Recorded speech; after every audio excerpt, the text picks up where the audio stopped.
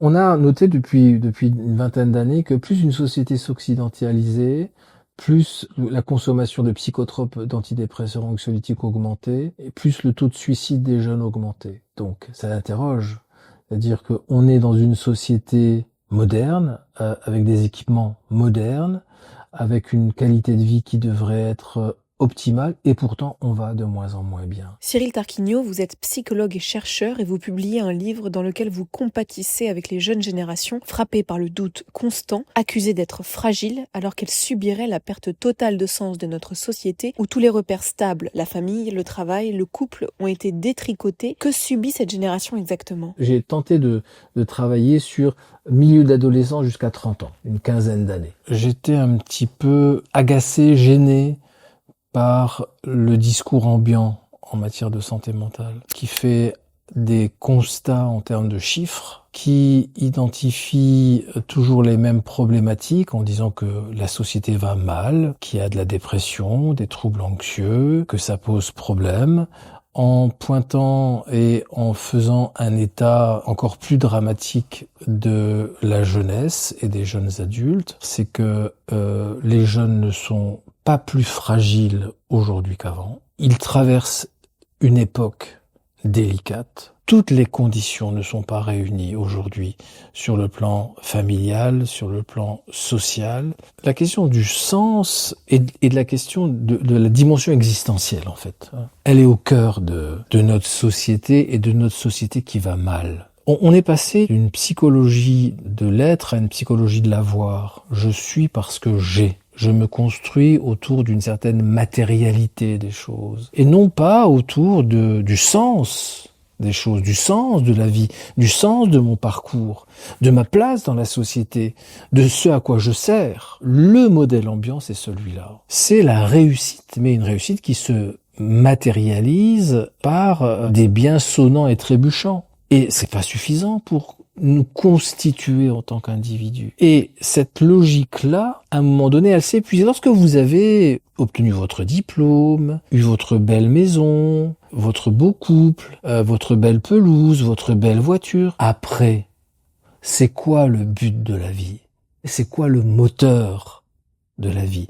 Donc il y a foncièrement un déficit de sens. Nous sommes fondamentalement des êtres spirituels. Nous avons besoin de mettre du sens aux choses, de donner des explications aux choses, de nous sentir utiles, de disposer d'un certain nombre de valeurs. Et tout ça s'est effrité. D'un point de vue idéologique, nous sommes à l'apogée du capitalisme. D'ailleurs, le culte du bien-être qui sature tous les étals des bibliothèques aujourd'hui et des librairies, tourne autour du culte du bien-être. C'est-à-dire comment aller mieux, le bonheur. Mais un bonheur pour soi.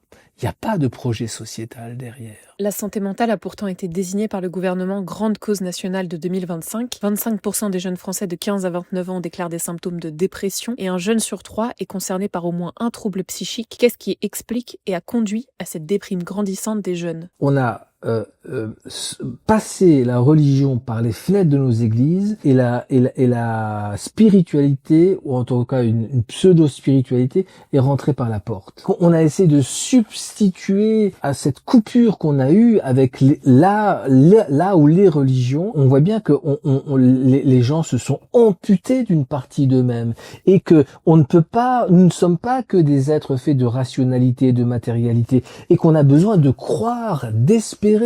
Je veux dire, sans quoi, mais qu'est-ce qui nous reste? Et notre vie ne doit pas être orientée autour de notre pomme, mais orientée autour d'un idéal, d'une prise en compte de ce que sont les autres. Si on continue à s'amputer de cela, mais c'est de notre part d'humanité dont on va s'amputer. Et on arrive effectivement à s'être progressivement anesthésié à la souffrance des autres. Mais pas seulement. On a vu évoluer les mentalités aussi. Il y a une trentaine d'années, des études montraient que quand on demandait aux jeunes d'expliquer la pauvreté, la précarité, à l'époque, on avait encore des statistiques qui étaient mitigées, qui laissaient entrevoir qu'une bonne part considérait que la pauvreté, la désinsertion, les difficultés de la vie, eh bien, c'était lié au hasard, au manque de chance, et que voilà, parfois, il y avait des événements qui entravaient la réalisation de soi. Donc, des phénomènes extérieurs, des accidents de vie qui peuvent expliquer que parfois, certains ne parviennent pas à s'en sortir. La maladie, les échecs, le manque de chance, ces données qui arrivent, qui peuvent entraver la vie de chacun d'entre nous. Aujourd'hui, des études similaires amènent d'autres systèmes d'explication. Si les gens ne réussissent pas, s'ils trouvent pas de travail, s'ils sont dans ces situations-là, c'est à cause d'eux. C'est parce qu'ils n'ont pas assez travaillé. Si je réussis, c'est grâce à moi. Si je performe, c'est seulement grâce à moi. Entre ce manque d'empathie, cette anesthésie à la souffrance de l'autre, cette vision idéologique, à savoir que la réussite relève simplement de facteurs individuels, eh bien on en arrive à une société qui est en pleine déliquescence, où chacun n'a pas le choix. Et si on se casse la figure, il n'y aura personne pour venir leur donner et leur tendre la main. C'est une dynamique, un mouvement perpétuel, je veux dire usant, éprouvant, plein d'incertitudes. Quels sont les principaux facteurs que vous avez identifiés responsables de ce que vous appelez la fatigue d'être soi? Aujourd'hui, c'est l'autre caractéristique, c'est que avec le délitement de la famille, des réseaux sociaux, qui existent, mais c'est quoi les réseaux sociaux? C'est un groupe plein de vide, et bien on se retrouve seul parmi les autres. On investit un univers virtuel plus qu'on investit l'univers réel. On le voit, il y a un déficit du monde associatif. On voit que par exemple les sports collectifs, eh bien, je veux dire, sont beaucoup plus désinvestis au détriment d'activités sportives individuelles qu'on fait ensemble, mais individuelles, de plus en plus délicat. Et on le voit bien lorsque les gens se retrouvent à vouloir réinvestir un champ amoureux, ils savent plus où aller pour rencontrer. Donc on peut jouer un rôle et se mettre en scène, ce qui n'est quasiment pas possible dans la vraie vie. Il n'y a plus de possibilité d'ajustement. C'est-à-dire que quand on est dans la vraie vie et qu'on a des idoles, c'était le cas par le passé, on pouvait s'identifier à des idoles, mais on avait les copains, les amis dans la vraie vie qui permettaient de relativiser la possibilité de s'identifier. C'est ce qu'on appelle des identifications verticales et horizontales. Verticale, je m'identifie à l'idéal, mais les identifications horizontales, c'est mes amis, c'est le réel de mes amis, permettent de relativiser les choses et de moduler le propos. Là, aujourd'hui, comme il n'y a plus de présence réelle à mes côtés, je suis confronté qu'à un processus d'identification verticale qui me renvoie en permanence à l'idée que je ne suis pas à la hauteur de l'exigence du modèle. Et donc ça renvoie à des choses négatives qui ne facilitent pas, en tout cas pour les plus fragiles, le processus, je dirais, de construction identitaire. C'est pour ça que j'évoque à plusieurs reprises dans le livre la construction de faux self. Plus on avance dans l'âge, plus on quitte les réseaux sociaux qui se délitent. Et pourquoi ils se délitent? Parce que les groupes d'amis qu'on avait avant, c'est une grande différence avec les générations antérieures. Les générations antérieures, vous aviez d'abord vous étiez moins mobile dans l'espace, donc vous restiez avec des groupes sociaux qui vous suivaient toute une vie. On était insérés, on avait un sentiment d'appartenance amicale, générationnel. Aujourd'hui, c'est plus le cas. Et les collectifs, eh bien, sont souvent des concurrents. Et l'illustration de ça, c'est la place qu'ont pris les psys dans la société. Les psys sont devenus des amis qu'on se paye pour aller leur parler de choses qui, avant, étaient des choses dont on parlait à ses amis, où le collectif était en mesure de prendre en charge les difficultés, les questions, les questionnements du quotidien. Et c'est pareil de la famille, parce que la famille, c'est l'autre absent de cet environnement.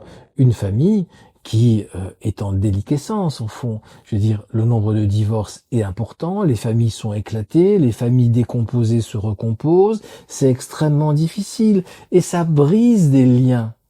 Parfois ça marche, mais souvent, je veux dire, on se retrouve là aussi dans des familles qui ne jouent plus la même fonction que par le passé. Elles ne sont plus des espaces de repli sur lesquels on va pouvoir s'appuyer pour affronter les choses. Les recours à ce type de soins en France ne font qu'augmenter, et plus largement dans les pays occidentaux. Comment l'expliquez-vous ? On a noté depuis une vingtaine d'années que plus une société s'occidentalisait, plus la consommation de psychotropes, d'antidépresseurs, anxiolytiques augmentait, et plus le taux de suicide des jeunes augmentait. Donc, ça interroge. C'est-à-dire qu'on est dans une société moderne, avec des équipements modernes, avec une qualité de vie qui devrait être optimale, et pourtant on va de moins en moins bien. L'occidentalisation d'une société, c'est une transformation de l'environnement, notamment en termes de pollution. C'est une transformation de l'alimentation. C'est aussi un environnement social et professionnel qui impose un nouveau système de contraintes.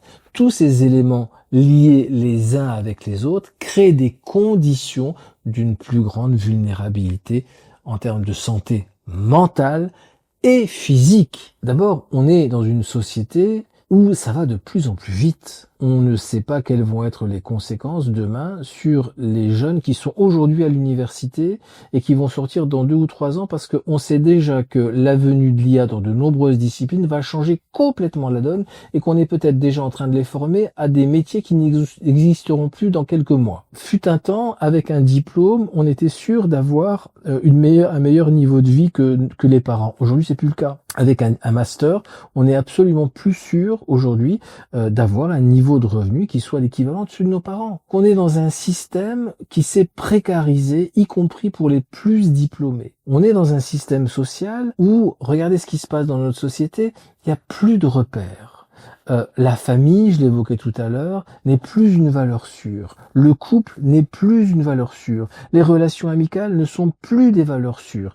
Donc, on est livré à nous-mêmes. Et puis, on est dans une société où la planète, on ne sait pas ce que ça va devenir, avec une pollution qui impacte la santé mentale.